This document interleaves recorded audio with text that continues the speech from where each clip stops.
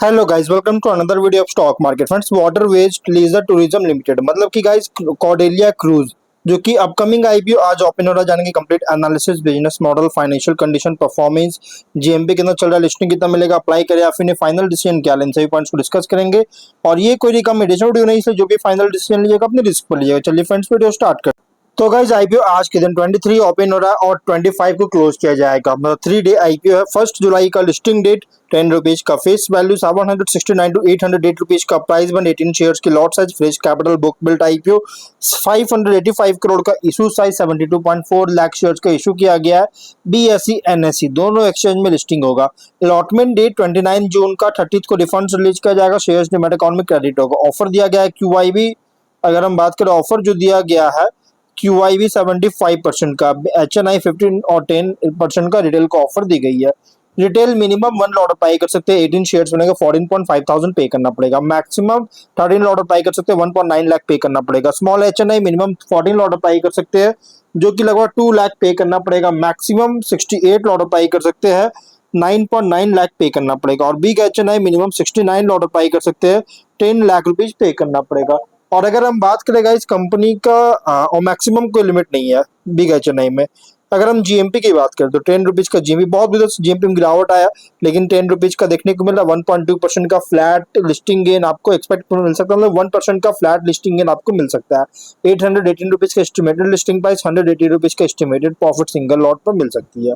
अगर हम बिजनेस की बात करेंगे तो नवंबर 2020 में इनकॉर्पोरेट किया गया था, जो कि वन ऑफ इंडिया की one of the leading domestic ocean cruise operator है। जो कि इसका क्रूज ऑपरेटर क्या है, तो कॉर्डेलिया क्रूज नाम से, और लग्जरी क्रूज एक्सपीरियंस जो कि ऑफर कर रहा है। और ये फोकस्ड है इंडियन कल्चर, हॉस्पिटैलिटी, एंटरटेनमेंट और क्विजिन।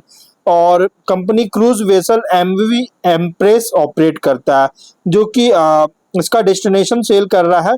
डेस्टिनेशन है मुंबई, गोवा, कोची, चेन्नई, लक्षद्वीप, विशाखापट्टनम, पुडुचेरी और कुछ इंटरनेशनल डेस्टिनेशन जैसे श्रीलंका, थाईलैंड, सिंगापुर, मलेशिया।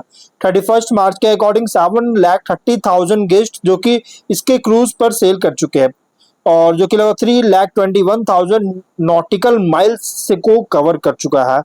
और अप्रोक्सीमेटली 79% मार्केट शेयर जो है अप्रोक्सीमेटली होल्ड किया हुआ है कंपनी। अगर हम इंडिया की domestic cruise, ocean cruise industry के में वैल्यू के द्वारा देखा जाए तो मार्केट के लीडर है, जो कि 79% मार्केट शेयर है। और एमवी एम्प्रेस जो कि फीचर किया गया, इसमें फीचर है 796 केबिन्स जो कि इंक्लूड है sweets, ocean view cabins, interior state rooms, और साथ में अम्यूनिटीज भी है जैसे restaurants, entertainment shows, casino, spa, fitness centre, swimming pools, gaming arcade और चिल्ड्रंस एकेडमी, माइस और वेडिंग फैसिलिटीज वगैरह भी इंक्लूड है अम्यूनिटीज में। और कंपनी जो है एसेट लाइट ऑपरेटिंग मॉडल का फॉलो करता है, आउटसोर्सिंग की क्रूज फंक्शंस के द्वारा, जैसे फूड एंड बेवरेज, हाउसकीपिंग, क्रूइंग और एंटरटेनमेंट, जिससे ऑपरेशनल एफिशिएंसी, स्केलेबिलिटी दोनों इनेबल कर रही है।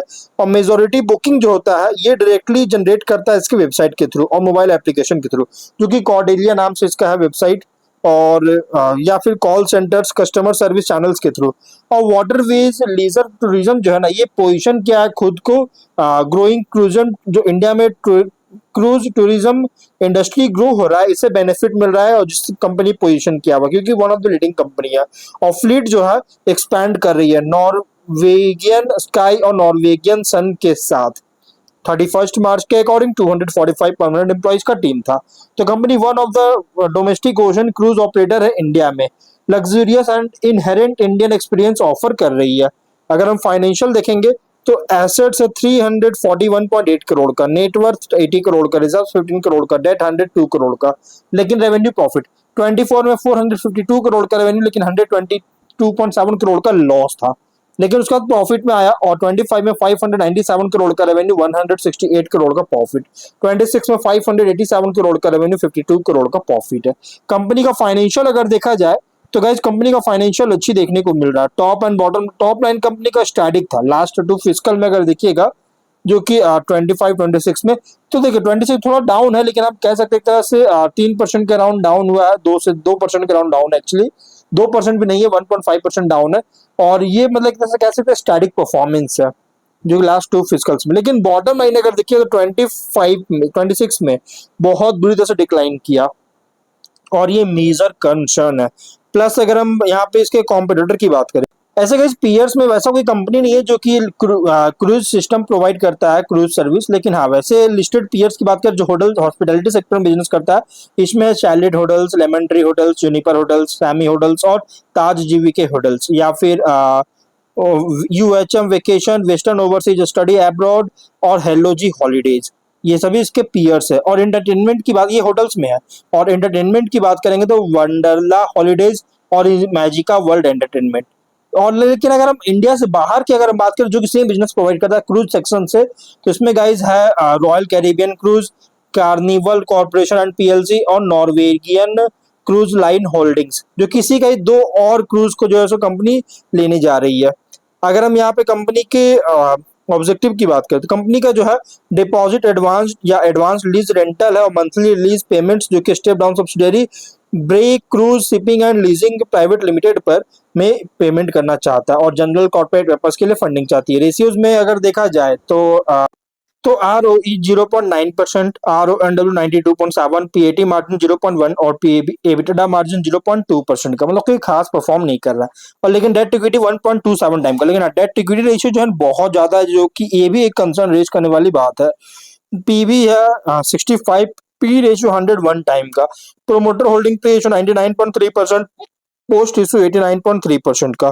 तो इसके रिसेंट फाइनेंशियल डेटा के अकॉर्डिंग प्राइस में जो रखा गया बहुत ही एग्जॉर्बिटेंटली, मतलब बहुत ही ज्यादा प्राइस रखी गई है।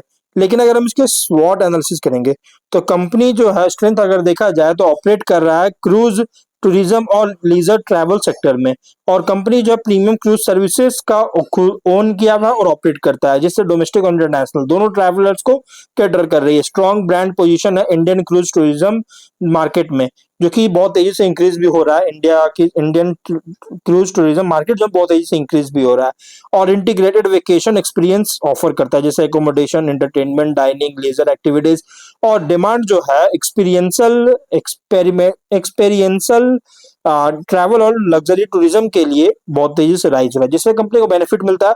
फर्स्ट देखिए, कंपनी जो है इंडिया की ऑर्गेनाइज क्रूज सिस्टम सेगमेंट में फर्स्ट मूवर कंपनी है, जो कि एडवांटेज मिल रहा है। और वीकनेस की बात करें, बिजनेस हाईली डिपेंड करता है टूरिज्म और डिस्क्रिशनरी कंज्यूमर स्पेंडिंग पर, और सिग्निफिकेंट कैपेक्स और मेंटेनेंस कॉस्ट जो कि रिक्वायर होगा ऑपरेशन के लिए। और रेवेन्यू जो कि सीजनल ट्रैवल पैटर्न्स के द्वारा अफेक्टेड हो सकते हैं, जैसे अगर मानसून सीजन आता है तो इम्पैक्ट कर सकता है, या समर सीजन की वजह से। और यहाँ पे गाइस जब विंटर सीजन की वजह से, मतलब सीजनल वाइज जो सो इसका रेवेन्यू अफेक्ट कर सकता है। हाई ऑपरेटिंग कॉस्ट जो कि फ्यूल, स्टाफिंग और वेसल मेंटेनेंस से रिलेटेड है, और रिलेटिवली स्केल लिमिटेड है अगर कंपेयर करें ग्लोबल क्रूज ऑपरेटर से। लेकिन अपॉर्चुनिटीज की बात करें तो डिमांड ग्रो कर रही है क्रूज वेकेशंस और प्रीमियम लीजर ट्रैवल के लिए, और न्यू क्रूज रूट्स और डेस्टिनेशंस में एक्सपैंड कर रहा है, जिसे ग्रोथ ड्राइव कर सकता है।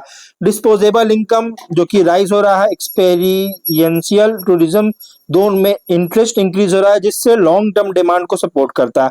डोमेस्टिक क्रूज टूरिज्म जो कि इसमें ग्रोथ देखने को मिल रहा है, जिससे हायर ऑक्यूपेंसी रेट्स को क्रिएट कर अपॉर्चुनिटीज जो है क्रिएट कर सकता है। लेकिन पोटेंशियल पार्टनरशिप कर रही है ट्रैवल एजेंसीज और हॉस्पिटैलिटी कंपनीज के साथ, जिससे कस्टमर रीच को एक्सपैंड कर सकता है। लेकिन थ्रेट की बात करेंगे तो इकोनॉमिक स्लो डाउन के कारण डिस्क्रिशनरी स्पेंडिंग जो है लीजर ट्रैवल पर रिड्यूस हो सकता है। हेल्थ इमरजेंसीज, जियोपॉलिटिकल इवेंट्स या ट्रैवल रिस्ट्रिक्शंस के कारण ऑपरेशन को इम्पैक्ट कर सकती है। फ्यूल प्राइस में फ्लक्चुएशन के द्वारा प्रॉफिटेबिलिटी अफेक्ट कर सकता है। International cruise operators alternative holiday option से कंपटीशन बहुत ज्यादा है।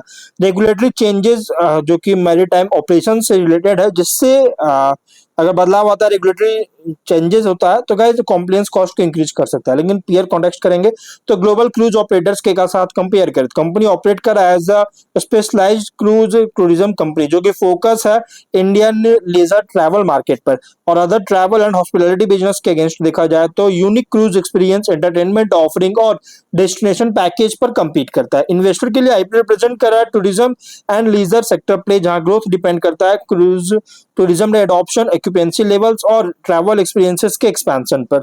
तो ओवरऑल अगर बात करते हैं कि बहुत ही प्राइस एंड आईसी आईपीओ, तो आप इसको स्किप कर सकते हो। फाइनल डिसीजन जो भी लीजिएगा अपने रिस्क पर लीजिएगा, ये कोई रिकमेंडेशन वीडियो नहीं है। तो गाइस वीडियो कहीं पर एंड करते हैं, अगर कोई डाउट है कमेंट बॉक्स में पूछे। मिलते हैं नेक्स्ट वीडियो में, टिल देन बाय बाय।